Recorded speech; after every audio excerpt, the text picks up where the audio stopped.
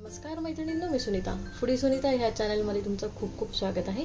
आज आपण इथे रेस्टॉरंट स्टाईल अशी वेज क्रिस्पी घरच्या घरी कशी बनवायची आहे ते बघणार आहोत। पण त्यापूर्वी साहित्य पाहूयात का।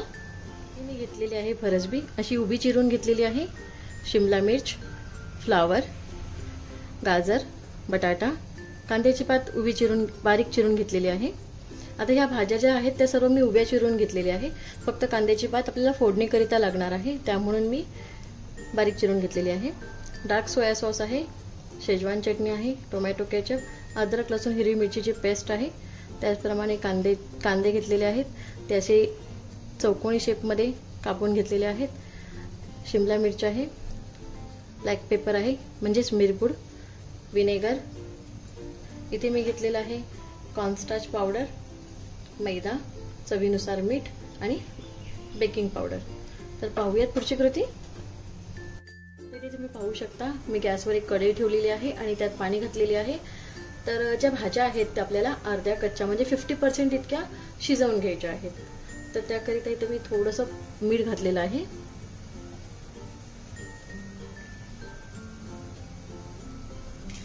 विनेगर घालायचं आहे आणि ज्या हार्ड भाज्या आहेत ना त्या पहिल्या शिजवून घ्या।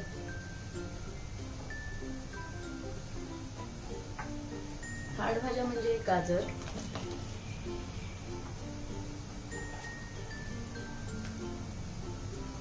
आणि बटाटा,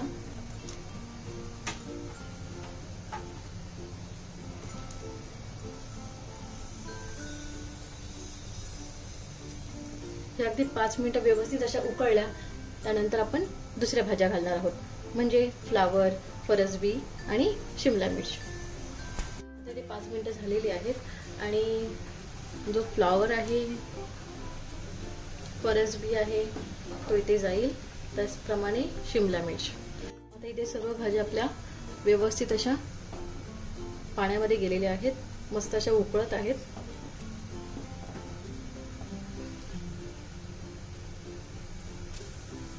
भाज्या व्यवस्थित अशा शिजत आहेत तोपर्यंत एक आपण बॅटर तयार करूया। इथे मी कॉर्नस्टार्च पावडर घेतलेली आहे,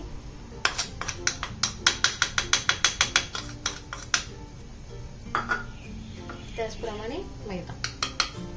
आता या बॅटर मध्ये आपल्याला टाकायचं आहे मिरपूड, बेकिंग पावडर आणि चवीनुसार मीठ। तिथे व्यवस्थित असं हे बॅटर तयार करून घ्यायचं आहे। तर बॅटरची जी कन्सिस्टन्सी आहे, जे मिश्रण आहे ते जास्त पातळही नसायला पाहिजे आणि अगदीच असं घट्टही नसायला पाहिजे।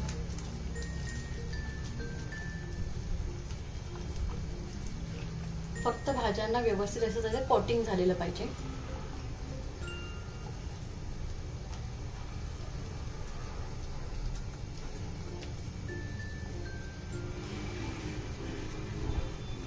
अशा पद्धतीचं हे मिश्रण हवं।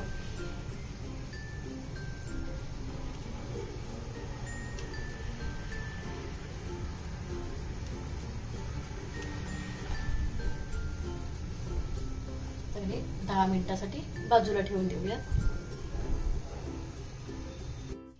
आता ह्या भाज्या व्यवस्थित शिजलेल्या आहेत, त्या आपण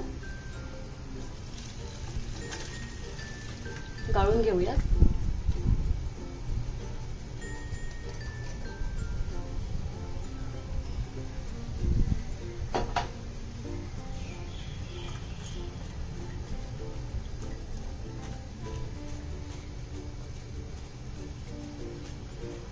भाज्या ह्या 50% शिजवा, म्हणजे अर्ध्या कच्च्या।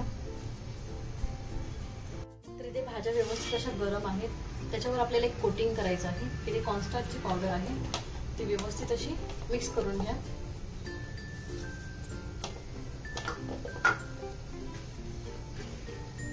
थोडीशी मिरपूड आणि अगदी थोडं मीठ, कारण मीठ आपण भाज्या उकळतानाही घातलेलं होतं।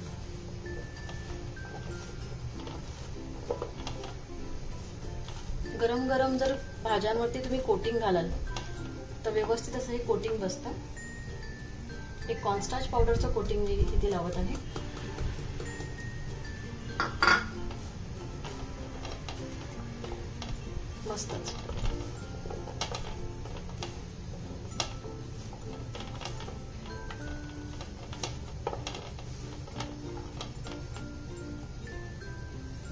मस्त असं आपल्याला भाज्यांचं कोटिंगही तयार आहे. तर मी गॅसवर एक कढई ठेवलेली आहे आणि तेल गरम करण्याकरिता ठेवलेलं आहे.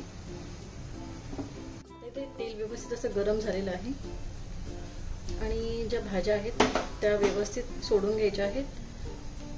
मीडियम ठेवा गॅस.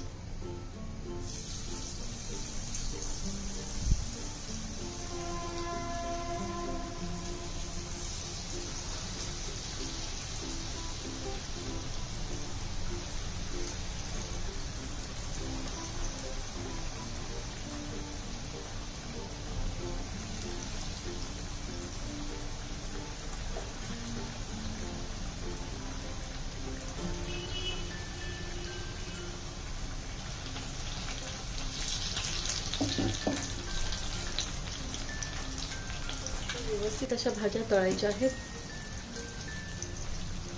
आणि सेपरेट करून घ्या जर त्या एकमेकांना चिकटले असतील तर.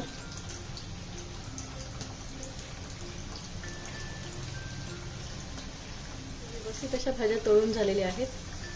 आपण काढून घेऊयात.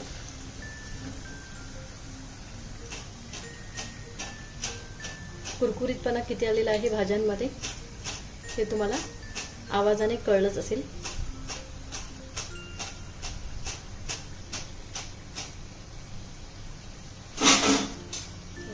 मस्तच. अशाच पद्धतीने सर्व भाज्या तळून घेऊयात.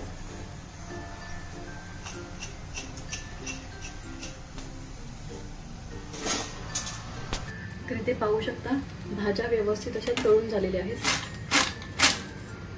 आवाजानेच त्याचा क्रिस्पीनेस तुम्हाला कळत असेल. तर इथे पुढची प्रोसेस पाहूया. तर इथे पाहू शकता मी गॅसवर एक पॅन ठेवलेला आहे. आता इथे तेल घालायचं आहे. गॅस हा मीडियम आचेवर ठेवा म्हणजे पॅन लगेच गरम होईल. आणि पॅन गरम झाला की तो स्लो करायचा आहे. तेल घालून घ्यायचं आहे.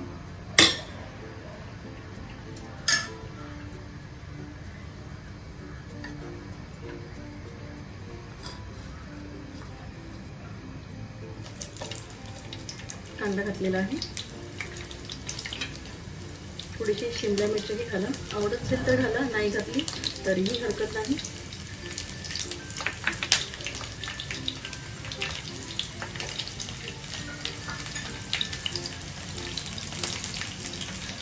व्यवस्थित असं फ्राय करून घ्या.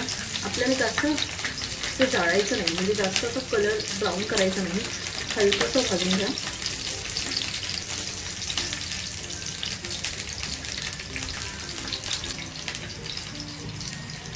त्यामध्ये अद्रक, हिरवी मिरची आणि लसूण ची पेस्ट घातलेली आहे.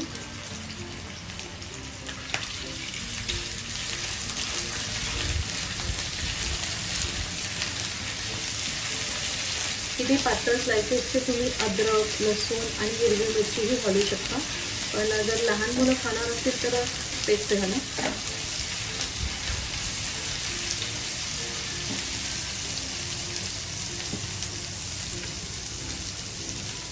बारीक चिरलेली कांदा पात,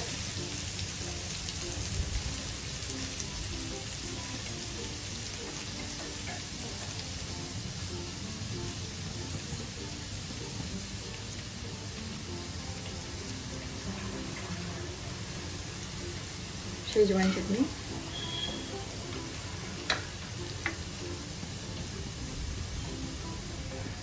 टोमॅटो केचप, सोया सॉस,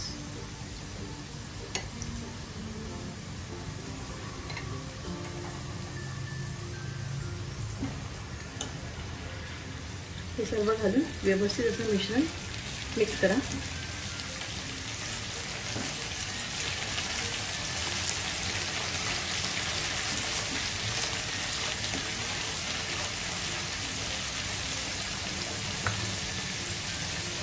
आणि आपले जे व्हेजिटेबल तळलेले होते, ज्या भाज्या तळलेल्या होत्या त्या व्यवस्थित अशा कोट करून घ्यायच्या आहेत त्या मिश्रणात.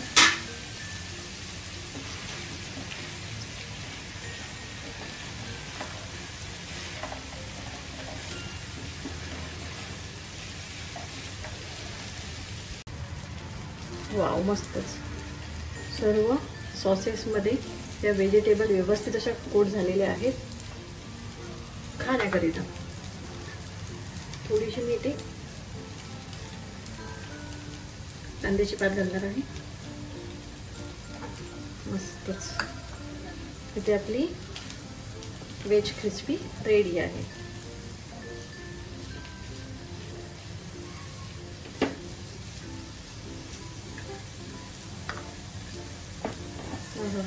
मस्तच. वाव, मस्तच. तरी ही व्हेज क्रिस्पी इथे तयार झालेली आहे, अगदी रेस्टॉरंट स्टाईल सारखी. रेसिपी नक्कीच घरी करून पहा आणि ही आवडल्यास लाईक, शेअर, कमेंट करायला विसरू नका आणि सबस्क्राईब करायलाही विसरू नका. धन्यवाद.